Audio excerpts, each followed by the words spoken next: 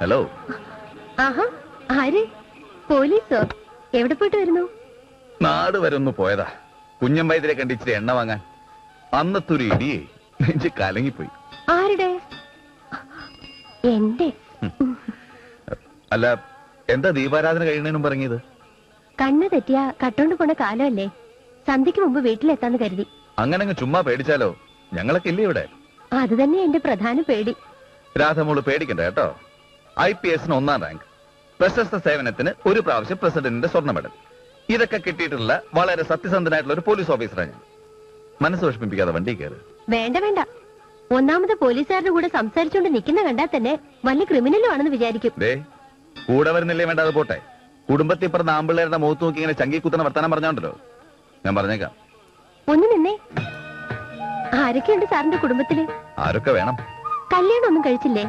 മൂത്ത് മരിച്ചാ പിന്നെ ഒരുത്തേം കിട്ടില്ല കേട്ടോ. ഇല്ല, വഹിക്കുന്നില്ല. അടുത്ത തിങ്കളാഴ്ച ഞാൻ അച്ഛനും അമ്മയും വീട്ടിലേക്ക് അയക്കുന്നുണ്ട്. രണ്ടുപേരും വളരെ സാധുക്കളാ കേട്ടോ. നിന്റെ ഈ ഉണ്ടക്കണ്ണുരുട്ടി അവരെ പേടിപ്പിച്ചു കളയരുത്.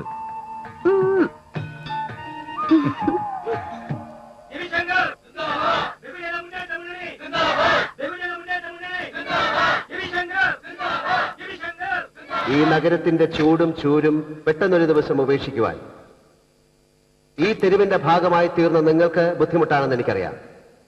വിശപ്പടക്കാൻ ഒരു നേരത്തെ അന്നത്തിന്, മാനം മറയ്ക്കാൻ ഒരു ചീന്ത വസ്ത്രത്തിന് വേണ്ടി സ്വപ്നങ്ങളും പ്രതീക്ഷകളും നെഞ്ചോട് അടുക്കിപ്പിടിച്ച് എന്നോ എവിടെ നിന്നോ കടന്നു വന്നവരാണ് നിങ്ങൾ. ആരും സഹായിക്കാനില്ലാതെ, സഹതപിക്കാനില്ലാതെ ഈ തെരുവിന്റെ ഭാഗമായി നിങ്ങളെന്നും ജീവിക്കുന്നു. ചൂട് ചോറ് സ്വപ്നം കണ്ട് കൊടും പട്ടിണിയിലേക്ക് ഉറക്കമുണരുന്ന നിങ്ങളുടെ കുഞ്ഞുങ്ങൾക്ക് ഇടുങ്ങിയ ഓടകളും പൊട്ടിയൊലിക്കുന്ന പൈപ്പുകളും കത്താത്ത തെരുവ് വിളക്കുകളും സമ്മാനങ്ങളാവരുത്. നഗരസഭയും സംസ്ഥാന നേതൃത്വവുമായി നടത്തിയ ചർച്ചയുടെ ഭാഗമായി 10 സെന്റ് സ്ഥലവും അതിലൊരു വീടും പതിച്ചു തരുവാൻ സർക്കാർ തീരുമാനിച്ചിരിക്കുകയാണ്. കുടിലിന് പകരം കോൺക്രീറ്റ് കെട്ടിടങ്ങൾ നൽകിയത് കൊണ്ട് മാത്രം പ്രശ്നങ്ങൾ അവസാനിക്കുന്നില്ല. കൂടുതൽ പേർ നഗരത്തിലേക്ക് വീണ്ടും കുടിലുകൾ കെട്ടാനെത്താതിരിക്കണം. മഹാത്മജി വിഭാവനം ചെയ്ത പോലെ ഗ്രാമങ്ങളിൽ നമ്മുടെ ഇന്ത്യ മരിക്കാതിരിക്കണം. ബഹുമാനപ്പെട്ട മേയറുടെ അഭ്യർത്ഥന പ്രകാരമാണ് ഞാനിപ്പോൾ നിങ്ങളുടെ മുമ്പിൽ നിൽക്കുന്നതും സംസാരിക്കുന്നതും. നഗര ശുചീകരണത്തിന്റെ ഭാഗമായ ഈ പ്രവൃത്തി ഒരു നല്ല കാര്യമായി എനിക്കും തോന്നി. ഇതിന്റെ നല്ല വശങ്ങൾ മനസ്സിലാക്കി ഈ നഗരസഭയോട് സഹകരിക്കണമെന്ന് ഞാൻ നിങ്ങളോട് അഭ്യർത്ഥിക്കുകയാണ്.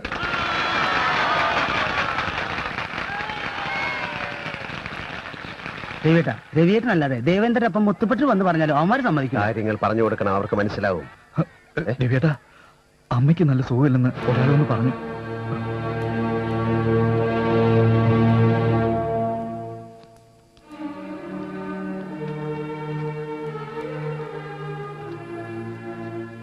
അമ്മേ,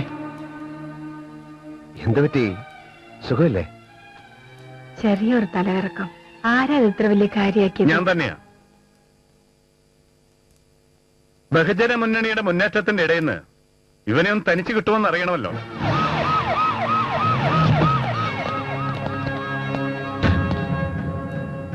മനസ്സിലായി, ഉദ്ദേശം ശരിക്കും മനസ്സിലായി. രവി എന്നോടൊപ്പം സ്റ്റേഷൻ വരെ ഒന്ന് വരണം. എന്താ കാര്യം? തെളിയിക്കപ്പെടാത്ത കൊലപാതകങ്ങൾ, നിയമലംഘനം, സ്വന്തം കാര്യത്തിനായി ജനങ്ങളെ പ്രകോപിപ്പിക്കൽ, തെളിവ് നശിപ്പിക്കൽ, പ്രതികളെ നിങ്ങൾ ഈ പറയുന്ന ചാർജുകളൊന്നും എന്റെ അറിവിലുള്ള കാര്യങ്ങളല്ല. വേണ്ട വേണ്ട, ആർഗ്യുമെന്റ്സ് ഒന്നും വേണ്ട. അതെല്ലാം സ്റ്റേഷനിൽ ചെന്നിട്ട്. കാരണം എന്റെ വീടായതുകൊണ്ട്. നിങ്ങളുടെ വീടോ? അതേടാ, ആദ്യോ ഹരിയുടെ വീട്ടിൽ കയറി അനാവശ്യം പറഞ്ഞു എന്നൊരൊറ്റ കാരണം മതി 6 മാസം നീ അഴിയണ്ണാൻ. നിന്നെ കൊണ്ട് ഞാൻ മടുത്തു.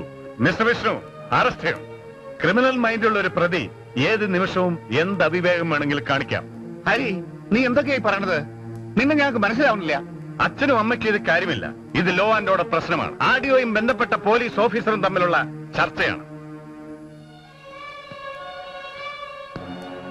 മിസ്റ്റർ വിഷ്ണു, നമ്മൾ പരസ്പരം കുഞ്ഞുനാൾ മുതൽ അറിഞ്ഞവരാണ്. ബിരുദം നേടിയില്ലെങ്കിലും നിയമത്തിന്റെ വശങ്ങളും അതിന്റെ സാധ്യതകളും ഞാൻ പഠിച്ചു കഴിഞ്ഞപ്പോൾ എനിക്കൊരു കാര്യം ബോധ്യമായി. ഇന്ത്യയിൽ നിയമം ആരെയും ഒന്നും ചെയ്യാൻ പോകുന്നില്ല. കാരണം നിയമം അതിന്റെ വഴിക്ക് സഞ്ചരിക്കും, പ്രബുദ്ധരായ ജനങ്ങൾ അവരുടെ വഴിക്കും. കഷ്ടപ്പാടിന്റെയും ദുരിതത്തിന്റെയും വഴി ഈ തെരുവിലെ ജനങ്ങൾക്ക് വേണ്ടി ഞാൻ തിരഞ്ഞെടുക്കുമ്പോൾ അതിന്റെ വരും വരായികകൾ അറിയാനുള്ള ബുദ്ധിയും അത് നേരിടാനുള്ള കരുത്തും ഞാൻ നേടിയിരുന്നു. ജനങ്ങളുടെ ജീവനും സ്വത്തിനും സംരക്ഷണം നൽകുകയും നീതിന്യായ വ്യവസ്ഥിതികൾ പാലിക്കുകയും ചെയ്യേണ്ട പോലീസ് അറിഞ്ഞുകൊണ്ട് അഴിമതിയുടെ ചെളിക്കുണ്ടിലേക്ക് സ്വയം എടുത്ത് ചാടുമ്പോൾ, അതിന് ഭരണാധിപ വർഗം കൂട്ടുനിൽക്കുമ്പോൾ, സ്വന്തം സമ്മതിദായത്തിലൂടെ അവർക്ക് അധികാരത്തിന്റെ അപ്പകഷ്ണം എറിഞ്ഞുകൊടുത്ത ജനങ്ങൾ സ്വയം ലജ്ജിക്കുകയും ഒരു പ്രാവശ്യം ഒന്ന് മാറ്റി ചിന്തിക്കുകയും ചെയ്യുന്നതിൽ തെറ്റുണ്ടോ? ഉണ്ടോ? മിസ്റ്റർ ഓഫീസർ, ബഹുമാനപ്പെട്ട ഹാർഡിയോയുടെ ആഗ്രഹപ്രകാരം നിങ്ങൾക്ക് എന്നെ വിലങ്ങ് വയ്ക്കാം. ജനങ്ങളെ അനുസരിപ്പിച്ച് മാത്രം ശീലമുള്ള നിങ്ങൾ ജനങ്ങളെ അനുസരിക്കേണ്ട ഒരവസ്ഥ ഉണ്ടാവരുത്. എന്നെ ഇവിടെ നിന്ന് കൊണ്ടുപോകാമെന്ന് ഉറപ്പുണ്ടെങ്കിൽ നിങ്ങൾ എന്നെ വിലങ്ങ് വെച്ചോളൂ.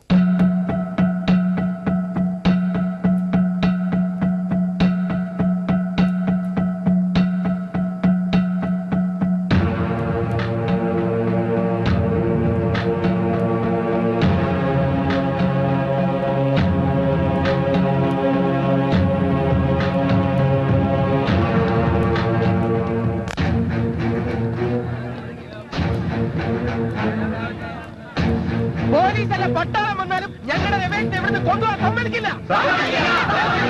ഞങ്ങൾക്ക് വേണ്ടി മരിക്കാൻ തയ്യാറാവുന്ന ആൾക്ക് വേണ്ടി ഞങ്ങളും മരിക്കും.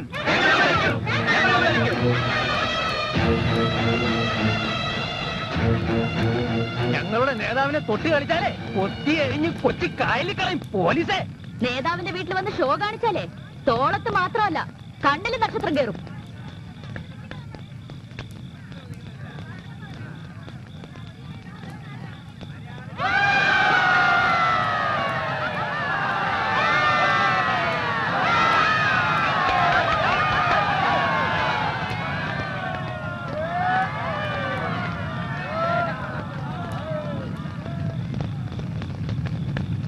മേലാളന്മാരുടെ ഉത്തരവ് ശിരസ വഹിക്കാൻ വിധിക്കപ്പെട്ട നിന്നെ പോലുള്ള കീഴ് ഉദ്യോഗസ്ഥന്മാർക്ക് തലച്ചോറിന്റെ ആവശ്യമില്ല.